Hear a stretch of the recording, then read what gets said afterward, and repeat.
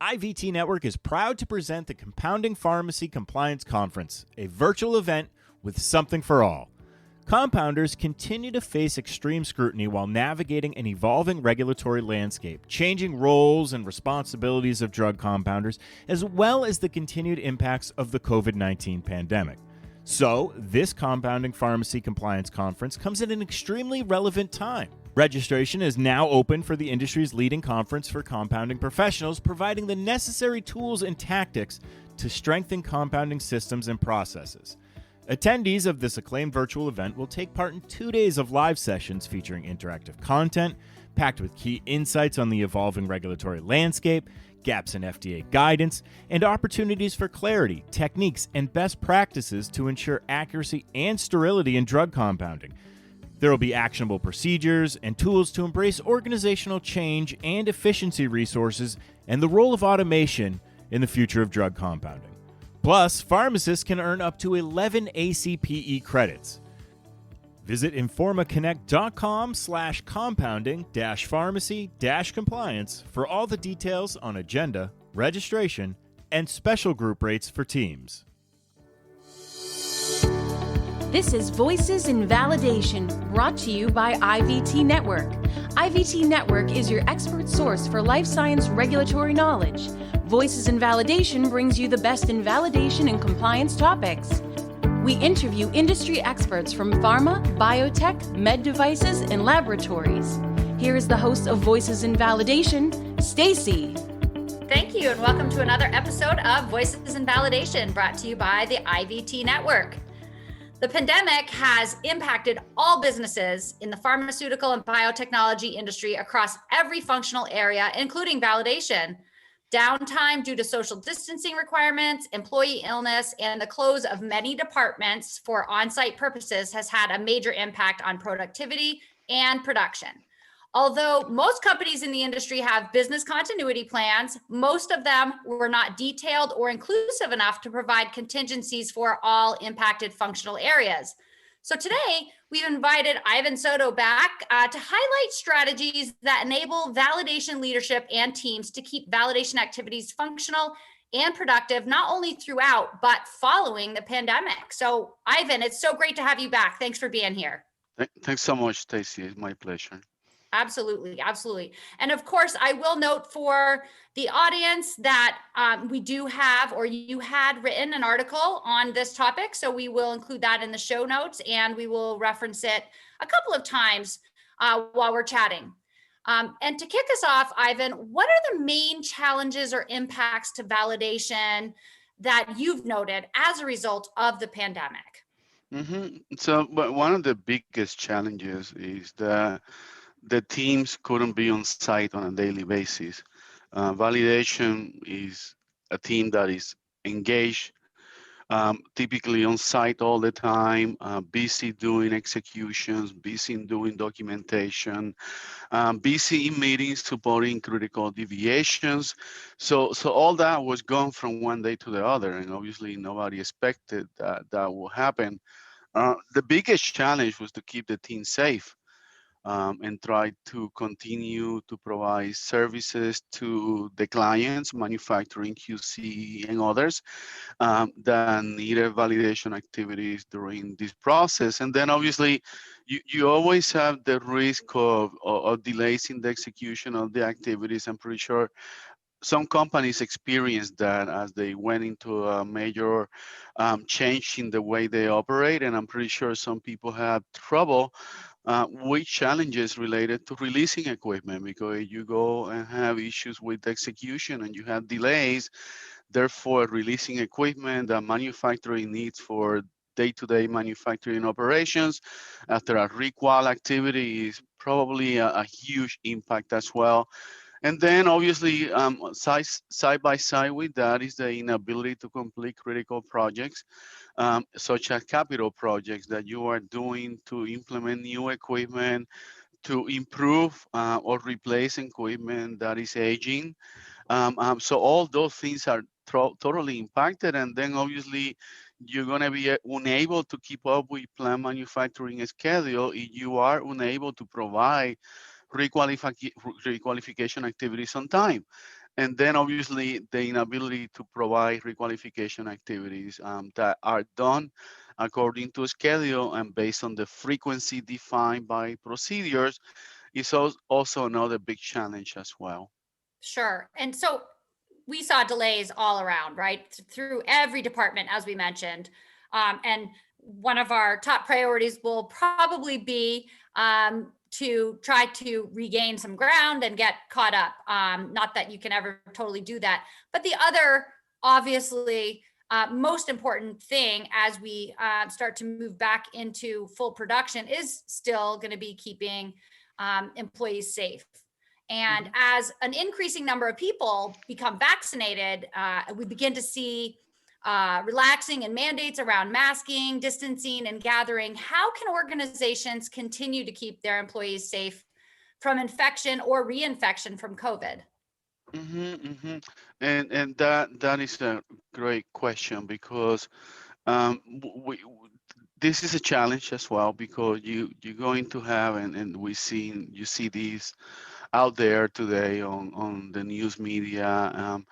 There's also a little bit of hesitation on people getting vaccinated. So the likelihood of having teams that you have a population of some groups or people that are vaccinated within your team and others that chose not to for different reasons are very high. So, Mm, that creates the challenge of how I keep that team safe, right? And there are two ways to look at this. We haven't got out of the pandemic. We continue to be on a pandemic.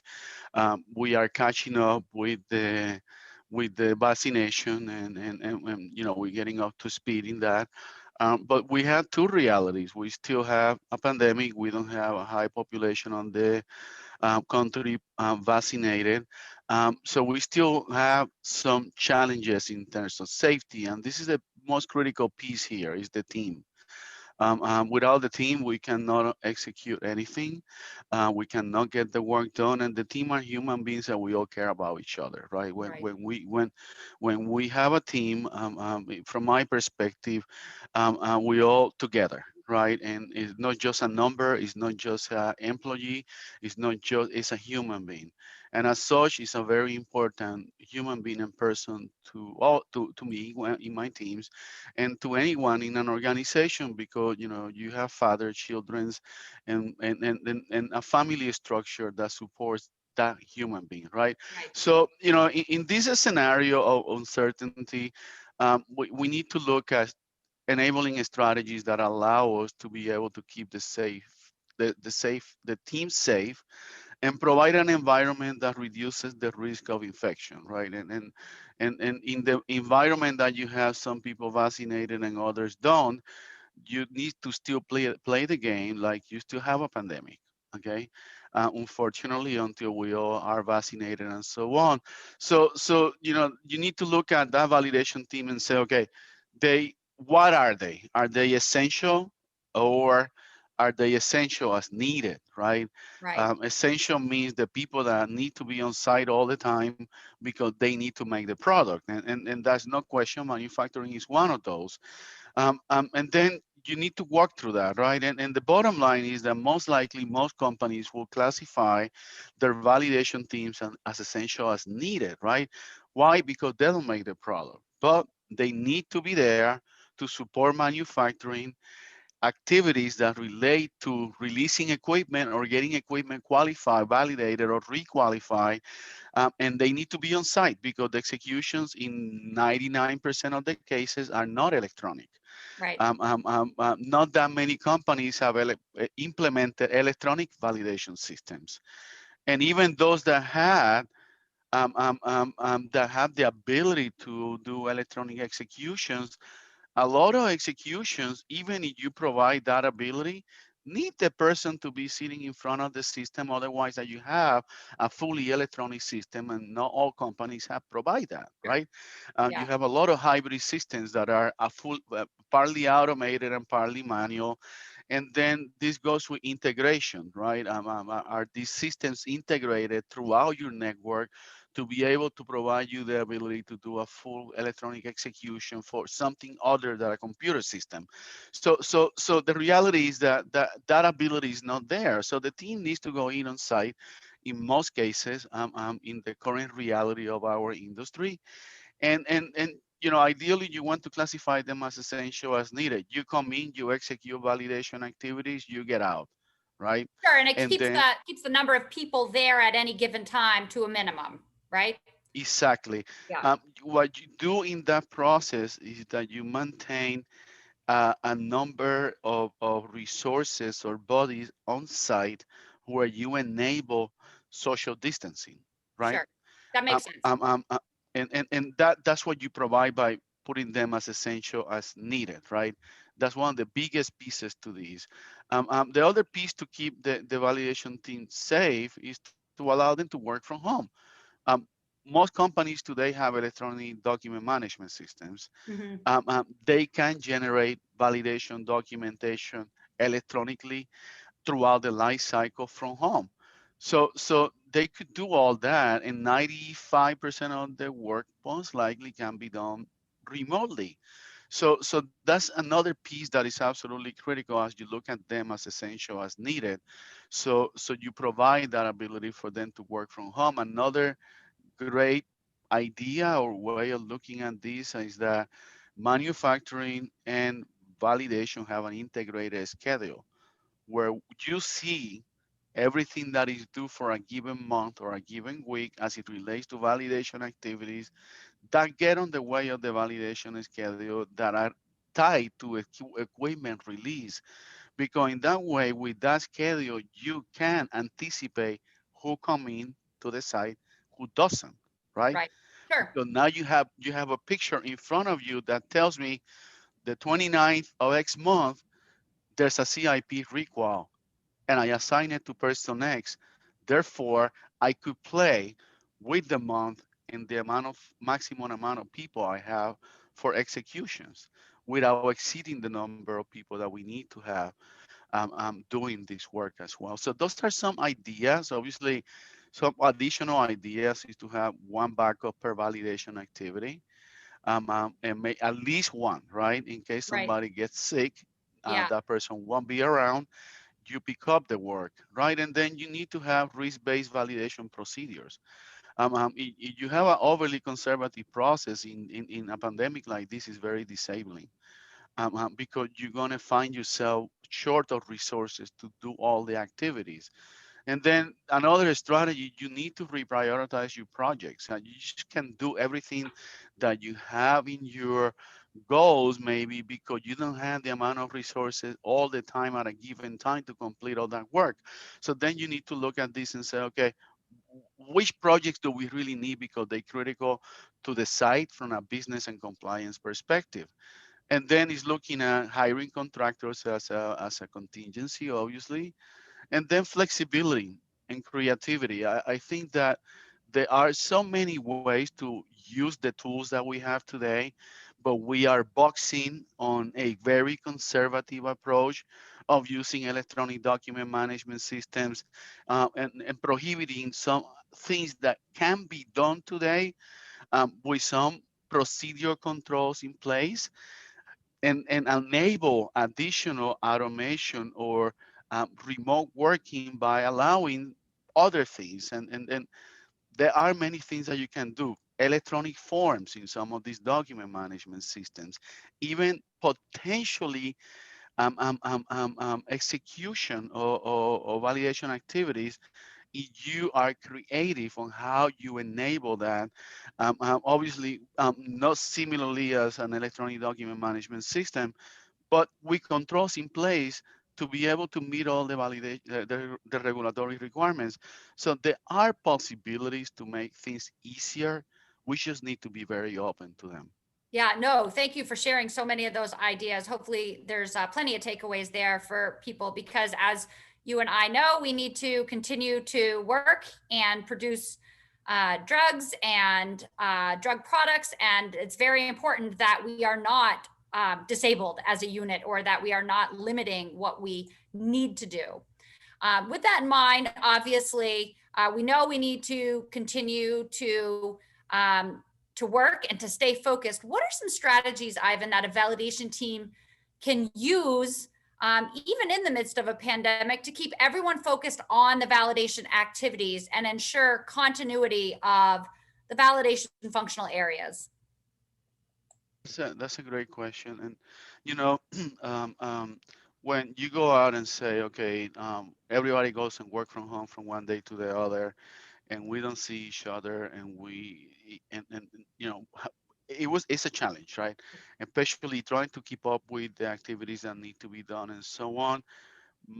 My suggestion is that the teams consider to do daily catch-up meetings, ideally early in the morning, where you get together with your validation team, and then you have tracking tools or an integrated schedule that the teams review on a daily basis on what needs to be done that specific week, who's doing it, okay, the due dates, and then having metrics that clearly provide you the ability to deliver on time, meaning that, if you look at the drivers of the work that is incoming to validation, they're very predictable. They typically change controls, a lot of change controls, deviations that happen that geo to a corrective action that require validation activities, new equipment that breaks, right? That you need to fix and you need to do a change control to do a validation activity. So those drivers are very predictable, right? Right. So then they all translate to task, right? And from a productivity perspective, I think if you look at the validation team managing a team remotely or even on site, you need to have adequate metrics to track and also adequate quality metrics to measure the performance of your team. Two buckets, right? The business Mhm. metrics that keep me on track and allow me not to miss any due dates and so on, and my quality metrics. And I'm going to write an article about that because we haven't touched base on metrics for a while, and I think we need to refresh that I because agree. there are two buckets, and they are critical in this environment that we have now.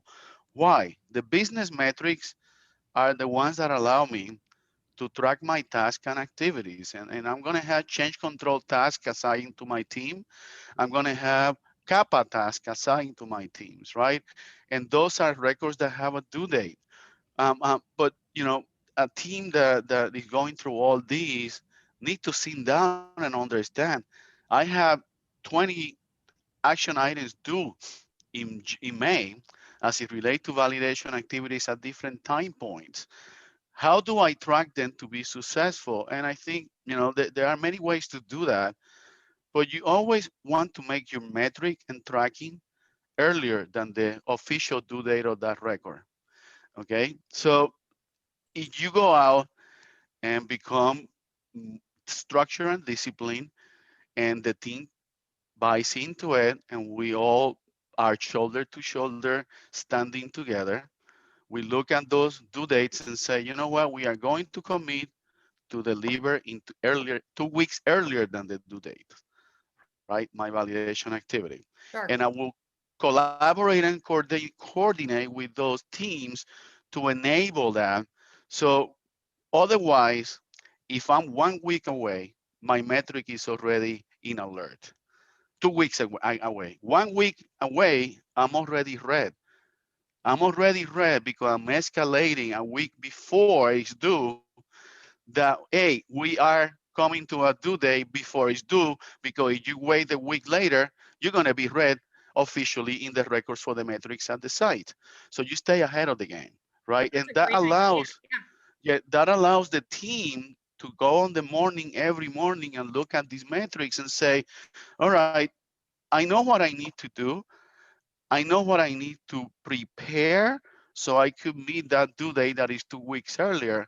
And then, in a scenario like that where everybody is all, together as a team, integrated on that mindset and philosophy, you never miss a deadline. You deliver even on a pandemic.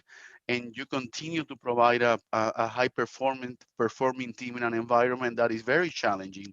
The other piece to this is the quality metrics that tell you how we are performing, right? Right. And you need to review those on a daily basis, because those need to drive action when they are going south. And deviations per protocol, that's a key indicator if I have a problem from my program perspective, right? And you need to define what that metrics is for deviation per protocols. I think that an ideal metric, and maybe this sounds too ambitious, is less than two, right? Less Wow. than two deviations per protocol. When you have a deviations per protocol metrics that are in an excess of five and above, you have a problem. You need to fix Yes. something. You need to Right. look at it and take an action out of that metric. So metrics and meetings are critical in this environment that we are now. Daily meetings, adequate metrics that tell you and measure your business performance, but also your quality performance as it relates to the validation program. Excellent. Ivan, we've talked a lot about the challenges so far that the pandemic has caused, but of course, we have seen some positive impacts on the industry as well. An increased demand for drug products and drug development services is one of them. How can our validation teams shift from pandemic driven activity to those that really support this increase in capacity? Yeah, so the way to do that is to be strategic, right?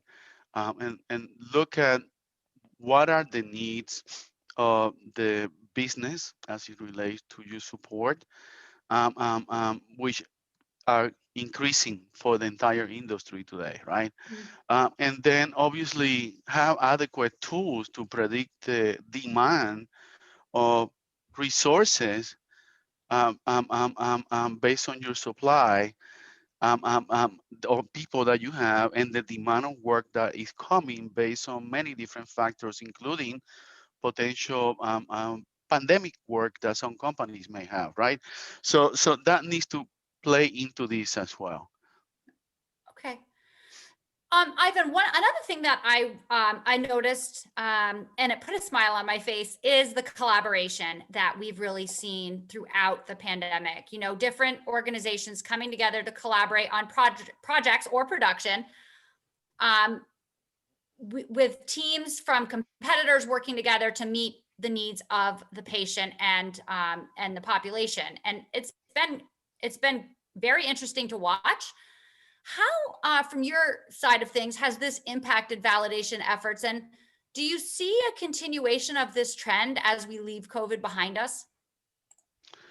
So, I think that even pre-COVID, the industry was seeing an increase on demand of services, right? We had other pandemics that have hit the world, not in the US, but we had the H1N1 at one point. But overall, the industry has been growing. You look at the last 10, 15 years, even prior to the pandemic, we've been growing. So that puts a burden on the validation teams. And at the same time, it's about strategic leadership and the ability to integrate validation with the entire business in terms of visibility of business goals, where we heading, what is the 5-year plan, Mhm. what is the long-term plan on the business, what demand that creates from a validation perspective, how do I prepare to that, right? And how do I anticipate that all these 10 new pieces of equipment that are foreseen to be implemented in the next 5 years to improve an operation, to build a new site or something like that. What does that mean to us? And that means that you need to predict the impact of that upcoming work in the future. And it could be long-term future, but you need to quantify it. And quantifying that work takes to understand and engage and communicate validation leadership earlier on the planning processes for these strategic projects, right? If I'm looking at building a new plant, You engage validation early. We know from a facilities perspective what that plan will require, what is that we will need to validate that facility in Mhm. addition to the equipment. Then you start quantifying, right? The equipment that will be coming in brand new, the number of activities that you will need to perform to support that validation effort that is big, and then have tools like workforce model tools that you are able to predict the impact to resources based on the demand, right? Meaning that I have my drivers for activity, new equipment change controls, that's gonna bring 10 pieces of equipment, that's gonna create 150 validation activities because I have to qualify the equipment, I had to do cleaning validation, I had to do a sterilization validation, and then you break it down onto how long it takes me to do each activity, right? Per hours. So if a CIP takes me 80 hours and I have 20 of them, and I know the billable rate per person, then I could use that and create a tool with a mathematical equation that I could calculate the estimated total number of hours per activity. And then add all these numbers together. I could predict that for that project in 5 years, it's going to be 2,500 hours of validation work. And I could go back to management. I said, I need X amount of money from a capital perspective because this is my estimate of on resource demand. And you are predicting, you are planning, you are doing a strategic planning when you look at it from that perspective. Yeah, I definitely think the planning is super important. Do you see companies continuing to work together to because you did mention that there are so many more projects, there's so much more demand within within the industry currently, and the only way we've been able to get vaccines in arms as quickly as we have is because two different manufacturers, let's say, decided to team up and produce double the amount. So do you anticipate that continuing post Yeah, COVID? uh, even pre-COVID, collaboration in the industry has been going on for a long time. I think that you look in the last 10 plus years, what you see is that due to different drivers, right, economics, cost control, and many others, companies are very cautious about how much footprint they have, right? Manufacturing facilities, steel equipment, this and that. So given that, that is scenario of limitations of capacity of manufacturing capacity in many cases, especially some large companies, and then the fact that when the unknowns come, you're not ready because you don't have the footprint to take that additional work. Those collaborations will continue to grow beyond a pandemic world because the fact of the matter is that those collaborations enable companies that don't have their technologies ready for production can go to a partner and work with those partners in partnership to complete and meet those goals, right? And that has been going on for in recent years. I anticipate that will be a lot more because as the demand increases in terms of healthcare overall, and drugs and new medications, and the fact that gene therapy type of treatments, mRNA, this is we just tapping into this world of therapies that are incredibly powerful, right? And that Absolutely. there are many different applications that can be developed out of them to improve the healthcare of the world and the quality of life. So knowing that these therapies are so promising, and that there's so much work going on from a research perspective, that you need to have these partnerships because it comes to a point that some of the big players don't have sometimes the capacity to do all the material and units that they need to do once they develop the molecule, right? Or I the would agree. application for that. And I think sometimes, Ivan, smaller research facilities are more agile and can move through the Of research course, process of much course, faster than the of larger course. companies can. So I would agree. The partnerships are critical to some of these newer therapies and drugs that we're going to see coming out. And I think we've just scratched the surface on that, just Mm-hmm. barely. Mm-hmm. I've been sticking with that theme of post-pandemic trends. Throughout the pandemic, and you alluded to this with your virtual validation comments early on, but we've relied really heavily on virtual technologies to complete our daily jobs, as well as to collaborate with other teams and departments and meet our customers. For many companies, though, as you alluded to, this may have permanently accelerated their efforts to digitize. Some might not have had a big footprint in terms of their digital capacities, and some obviously companies have had were already well equipped. But no matter where they were in the efforts, everybody's really seen an acceleration here in this particular category. Have technology changes during the pandemic changed the validation department at all? I think that um, to an extent, um, yes, because when you look at the common available technology that most companies have, that the validation team relies significantly, is document management systems, right? Right. But we never saw ourselves working full time from home using the document management system that we use on a daily basis at work, right?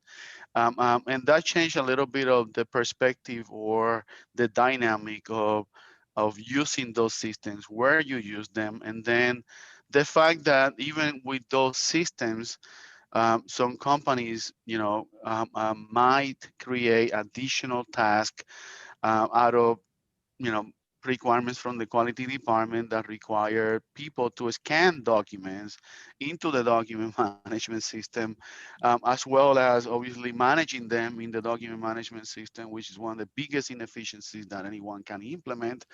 But I think a lot of companies still do that. So then that creates obviously and changes that scenario because a lot of the people don't have a scanner at home, right? To scan all their executed protocols into an document management system. So that creates the challenge of the change that now I have to, okay, I could do a lot of my work with the document management system, but I still have to go to the site and figure a way to scan a lot of the outputs that I executed and so on.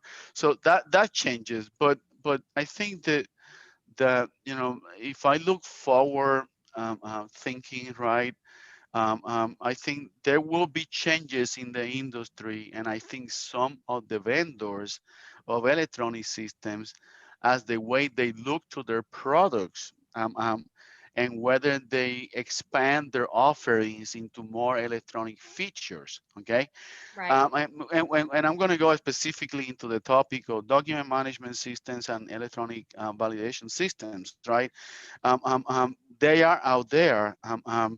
I could see a trend or possibility of companies looking at those systems, electronic validation systems in the future and saying, wait a minute, I've been skeptical about moving in this direction, but with this reality of the pandemic, maybe I need to take a look at this technology, right? And then you might have, and I'm speculating. I'm not saying I have any information out there that people is not public, but I anticipate that in the future you're going to see major players in the document management system potentially looking at expanding their offerings and doing more with those systems.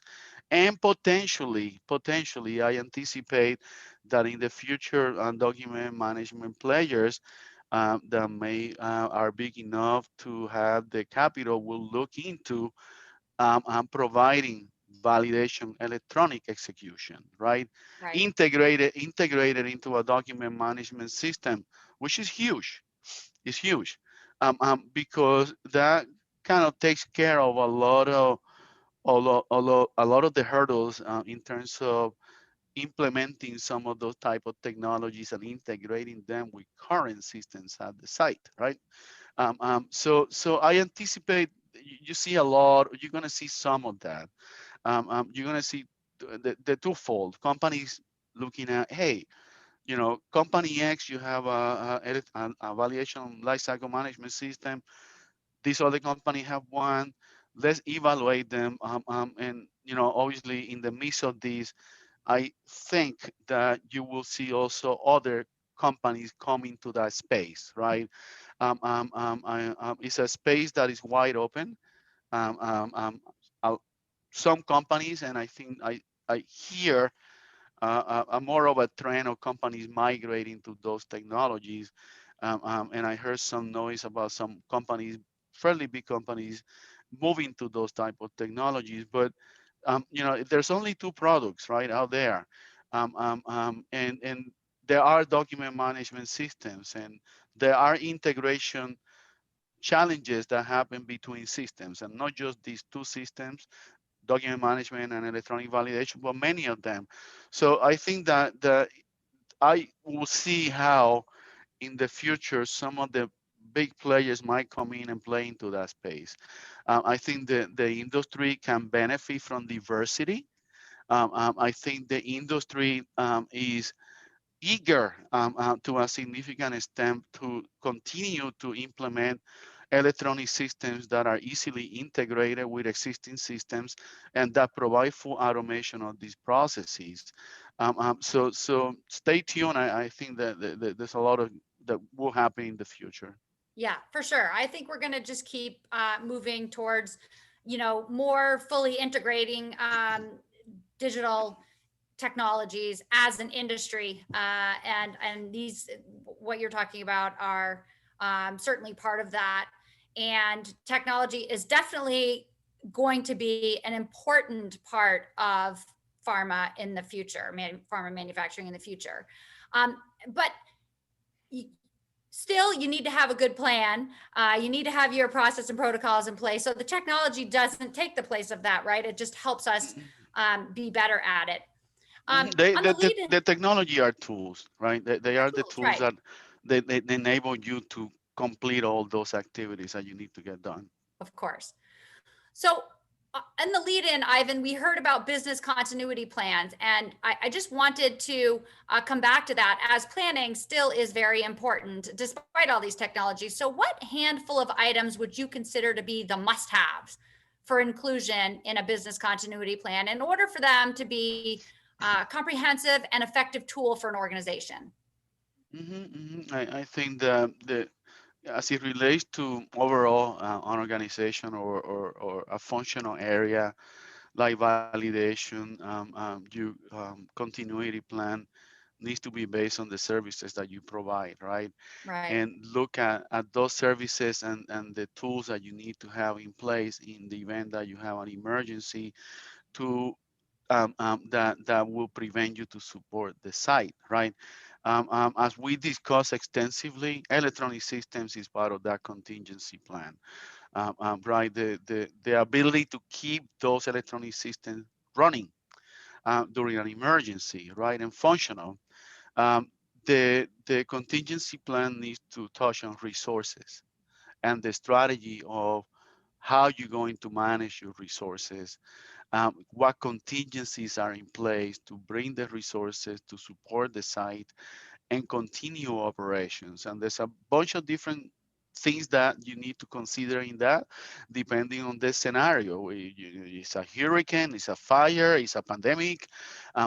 What are the general requirements or needs that I have in any of those scenarios, and in specific ones that needs to be built into your contingency plan, right?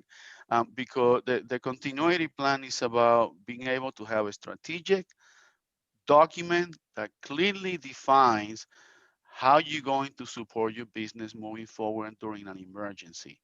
and it needs to be comprehensive enough. It needs to include tools, resources, and then practices that you need to have in place to be able to support during an emergency, including contingencies in the event that your electronic systems go down and you have to execute activities manually, and you need to be able to be prepared for that as well. Absolutely.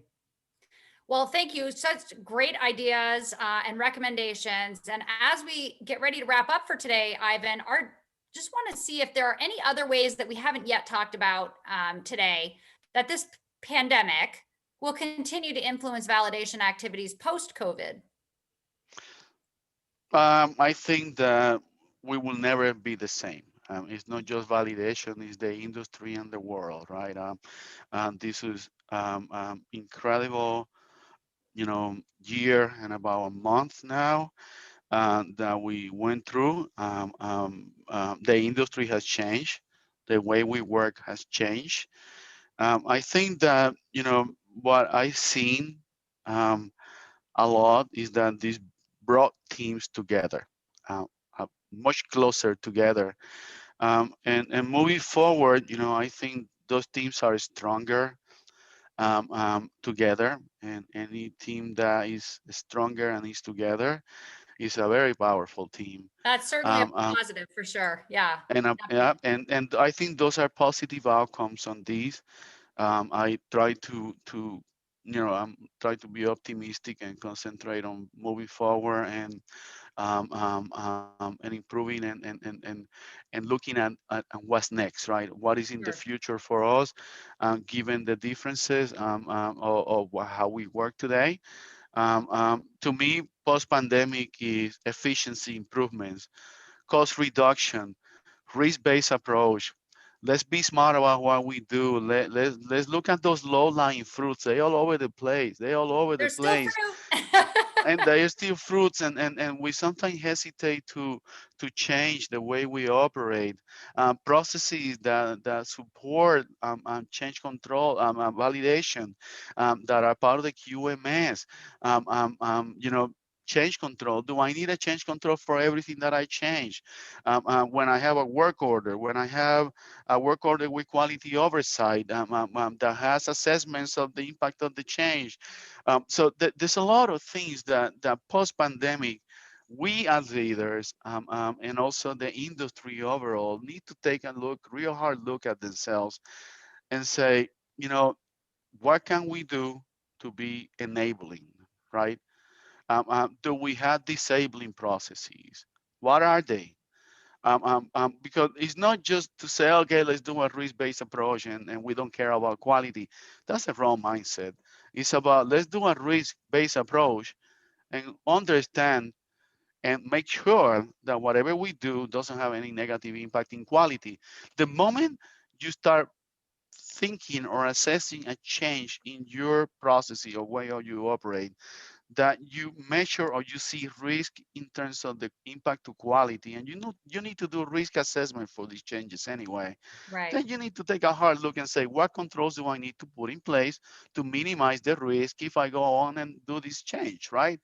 But I think we still are very much hesitating to change that make things easier, better, compliant, and consistent moving forward. And I think consistency and harmonization is something that we need moving forward across the board, between, across companies, especially large companies, because that will help post-pandemic to enable validation teams and functional areas to be service providers that are enabling. And that's what we all should be shooting for.